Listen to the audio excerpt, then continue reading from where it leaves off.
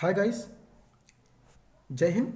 आज हम बात करेंगे कक्षा 12 के सिलाई विषय के बारे में कि किस तरह से अगले ईयर में क्वेश्चन आए थे और किस तरह से हमें इस ईयर 2023 में प्रश्न को हल करना है।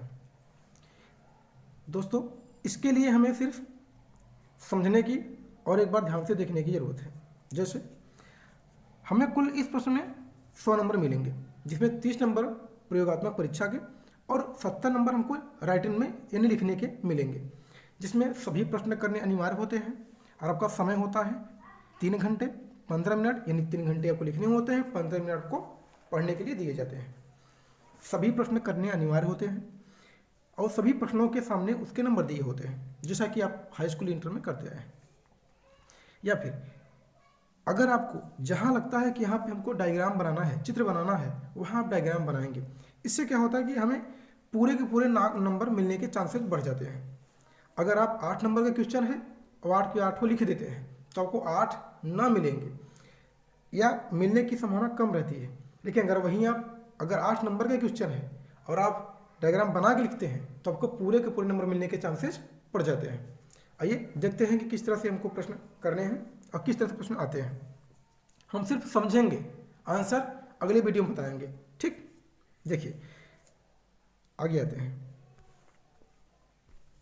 इसमें देखिए कहा है कि बहुविकल्पी प्रश्न के 5 नंबर मिलेंगे आपको।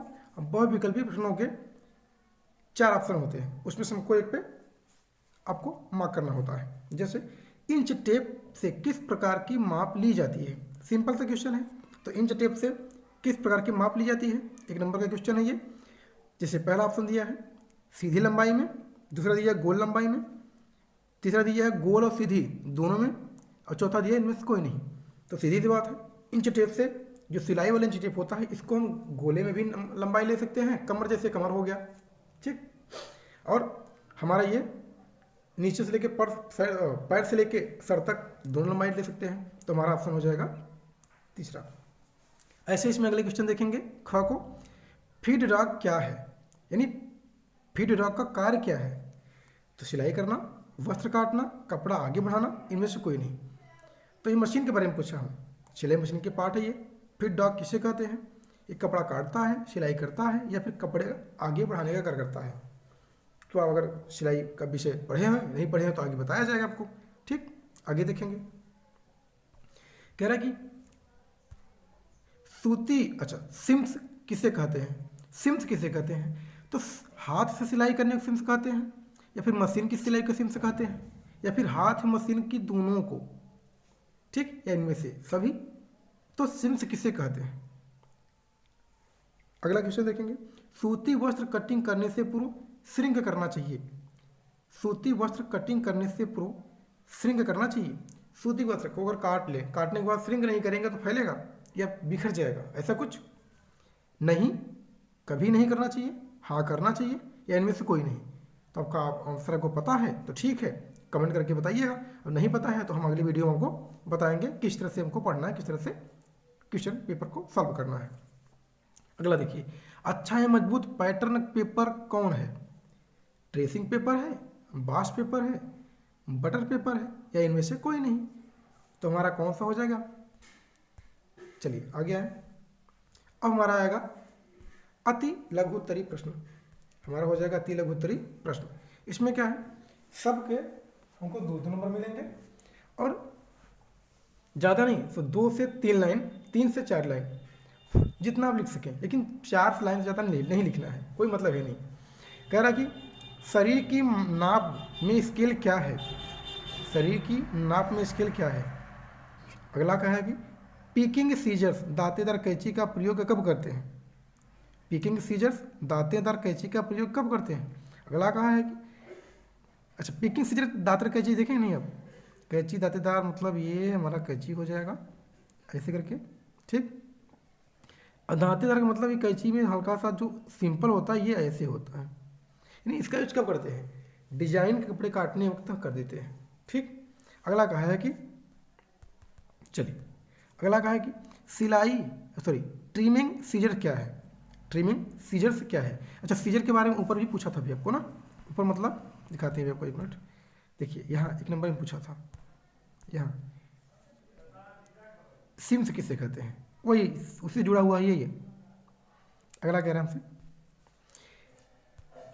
सिलाई कला में बाड़किन का प्रयोग क्यों करते हैं। सिलाई कला में बाड़किन का प्रयोग क्यों करते हैं, 2 नंबर का है। सिलाई मशीन के मुख्य 2 पुर्जों का नाम लिखिए। 2 पुर्जे यानी सिलाई के मशीन में जो पुर्जे लगे होते हैं, जैसे हमारा पहला मान लीजिए क्या हो जाएगा, बाबिन हो गया, हो जाएगा बाबिन ना, बाबिन हो गया, और हमारा हो जाएगा उसी में पेडल, पेडल 2 तो ऐसे हो जाएंगे। अगर आपको और पता है तो आप 2 कहा है तो मेन में लिख दीजिए, ठीक। अगला देखेंगे,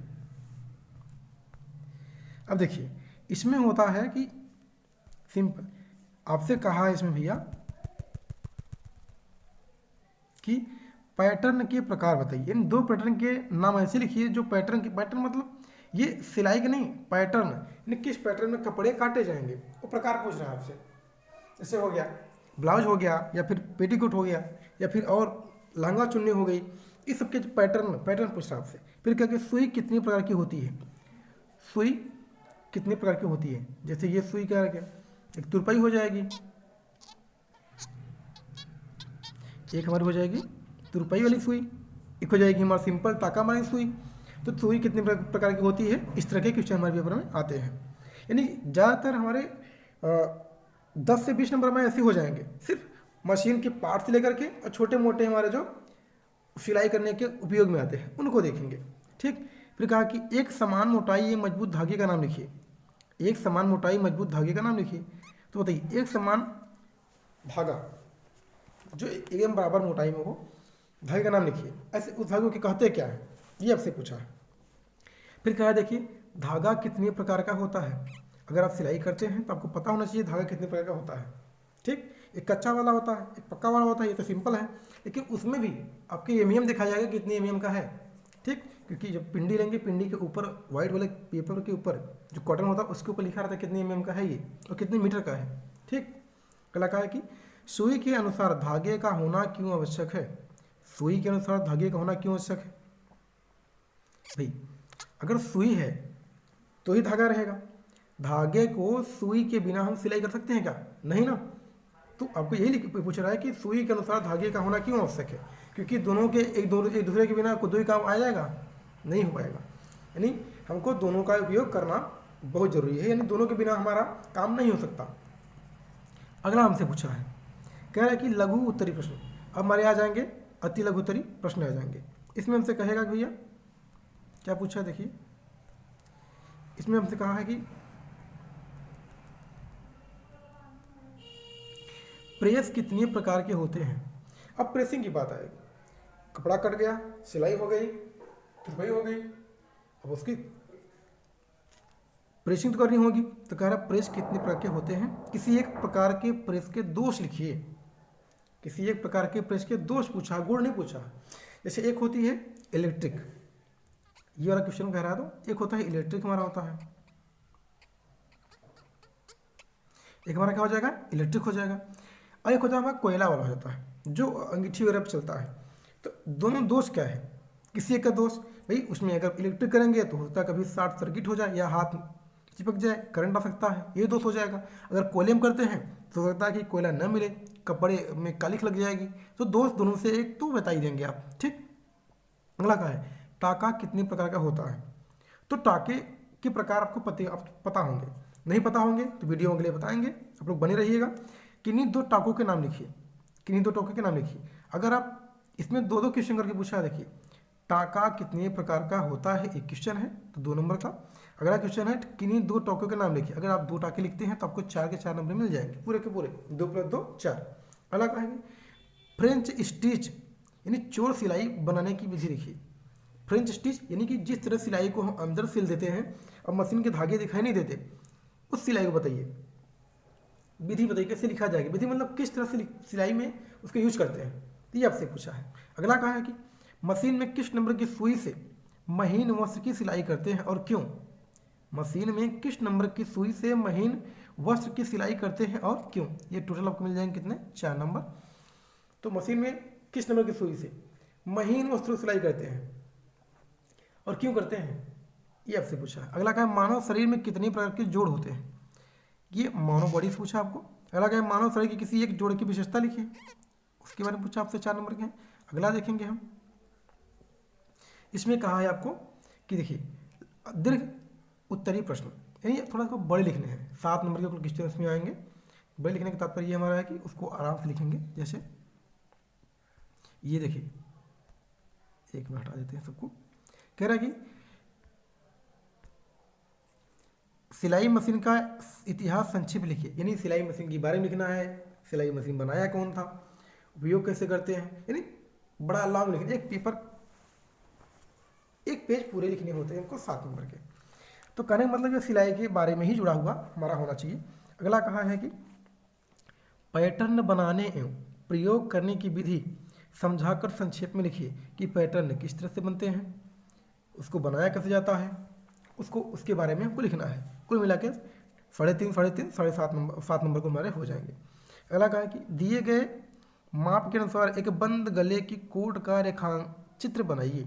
अब देखिए आपको लंबाई यानी माप दे दिया है, माप दे दिया है, लंबाई आपका 28 सेंटीमीटर, 28 यानी 71 सेंटीमीटर है, सीना इतना दिया है, यानी कुल मिला के आपको लंबाई दे दिया है। यहाँ पे ये आपका लंबाई दे दिया है। अब इसी लंबाई के अनुसार आपको रेखा चित्र के आधार से यानी एक बंद गले का कोट का सिलाई करना है। कोट मतलब समझते, बंद गले मतलब कैसे बनेगा, ऐसे है हमारा ये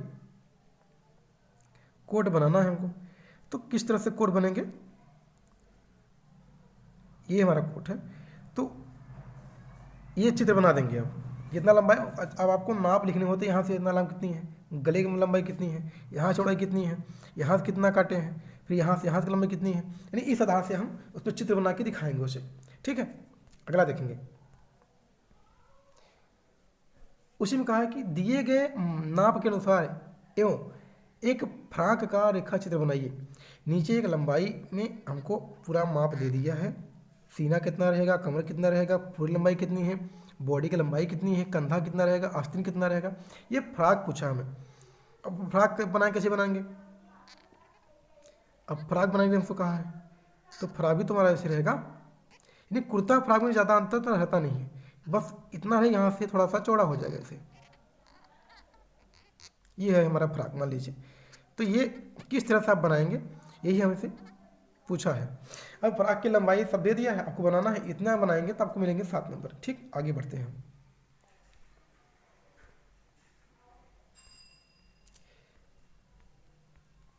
ये आपके कुल 8 क्वेश्चन थे, 8 हम आपको विस्तार से बता चुके हैं कि किस तरह से उनको क्वेश्चन करने हैं, किस तरह से अच्छे नंबर स्कोर कर पाएंगे। आई होप कि आप अच्छे समझ पाए होंगे। इसके बारे में अगर आपको क्वेश्चन चाहिए, आंसर चाहिए, कैसे पढ़ना कैसे नहीं पढ़ना, आगे वीडियो में आप कमेंट करके बताइएगा, आपको दे देंगे। जय हिंद, थैंक यू।